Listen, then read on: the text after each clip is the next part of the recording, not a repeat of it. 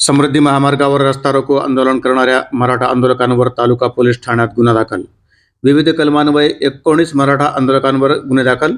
सकल मराठा समाजाच्या आंदोलकांनी दिनांक 25 बुधवार रोजी सकाळी 10:30 ते 1:45 वाजेपर्यंत एक मराठा लाख मराठा अशा घोषणा देऊन समृद्धी महामार्गावर तसेच धारकल्याण पाटी येथे रस्ता रोको आंदोलन करून 40 ते 45 मिनिटे दोन्ही बाजूचे वाहने थांबवून गैरकायद्याची मंडळी जमवून धारकल्याण फाटा व वरुड फाटा समृद्धी महामार्ग येथे दोन्ही बाजूने रस्ता रोको करून प्रवाशांची गैरसोय होईल असे कृत्य केले।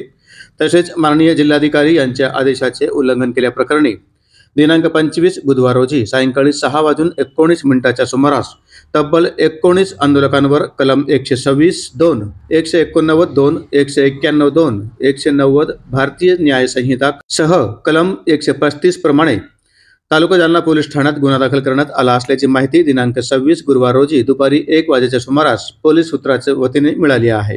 काल मनोज जरांगे पाटील यांच्या उपोषणाचा 9वा दिवस होता। दिवसेंदिवस त्यांची तब्येत खालावत जात असल्याने जिल्ह्याभरात विविध ठिकाणी रस्ता रोको आंदोलन करण्यात आली होती।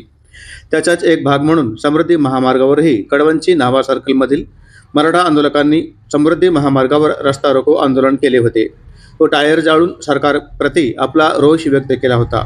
या घटनेची गंभीर दखल घेत पोलीस प्रशासनाच्या वतीने 19 आंदोलकांवर तालुका जालना पोलीस ठाण्यामध्ये गुन्हा दाखल करण्यात आला आहे। पुढील तपास पोलीस नाईक वाघमारे हे करत आहेत।